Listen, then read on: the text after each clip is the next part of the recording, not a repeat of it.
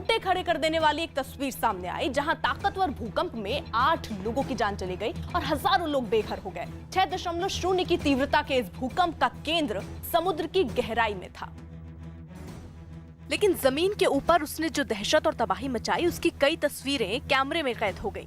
उन्हीं में एक तस्वीर में एक सुपरमार्केट में रखा सामान भूकंप के झटकों से थर-थर कांपता दिखा। पहले रैक हिलते दिखे और फिर अगले ही पल उसमें रखा सामान जमीन पर गिरने लगा, जिसे देख वहां मौजूद लोग भाग खड़े हुए। पूर्वी जावा के मालांग शहर से सामने आए एक और वीडियो में तो एक पूरी की पूरी इमारत बुरी तरह कांपती नजर आई।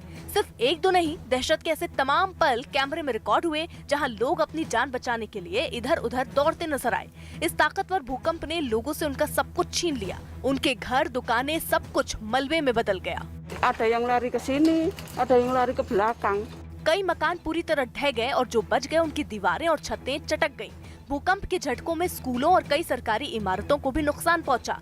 अपना सब कुछ खोने के बाद लोग वहां पड़े मलबे को हटाते और उसमें अपने बचे खुचे सामान को तलाशते नजर आए। खबर है कि वहां के गांव के 70% मकान भूकंप में तबाह हो गए। 5वें चरण के प्रचार के समय ही ममता बनर्जी को झटका लगा। न्यूज 18 के नीरज कुमार की रिपोर्ट है कि चुनाव आयोग ने उनके प्रचार करने पर 24 घंटे का बैन लगा दिया, जो रैलियों के समय उनके कई बयानों की वजह से लगाया गया, जिनमें मुस्लिम समुदाय से वोट बंटने नहीं देने की अपील और केंद्रीय अर्धसैनिक बल पर लगाए गए आरोप शामिल हैं। चुनाव आयोग इन मामलों में ममता बनर्जी के जवाब से संतुष्ट नहीं है, इसलिए आयोग ने आचार संहिता तोड़ने का दोषी मानते हुए उन पर कार्रवाई की, जिसे टीएमसी सांसद डेरेक ओब्रायन ने लोकतंत्र के लिए काला दिन बता दिया।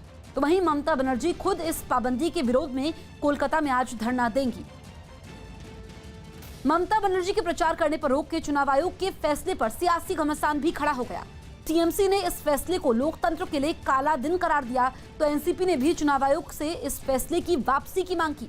वहीं बीजेपी ने चुनाव आयोग को फैसले को सही ठहराते हुए एक बार फिर ममता बनर्जी को घेरा।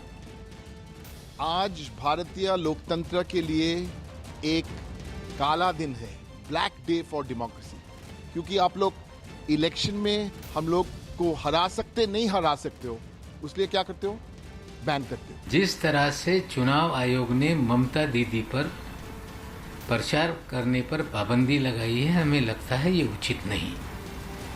एक राष्ट्रीय नेता जो पार्टी की प्रमुख है, उन्हें प्रचार से रोकना ये आदेश उचित नहीं है।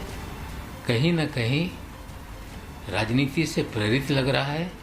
हम मांग करते हैं कि चुनाव आयोग अपना आदेश वापस ले। इलेक्शन कमीशन एक संवैधानिक संस्था है और उसने ये फैसला सोच समझ के लिया। और जाहिर है किसी को भी आज़ादी नहीं होनी चाहिए जब फ्री एंड फेयर इलेक्शन हो रहा है इस तरह की अपील करने के लिए कि आप समाज को तोड़ के राजनीति करना चाहती हैं, तुष्टीकरण की राजनीति करती चाहती हैं, वो अलग बात है। लेकिन इलेक्शन के समय जिस तरह से आपने अपील की वो सरासर गलत था और जो इलेक्शन कमीशन ने जो डिसीजन लिया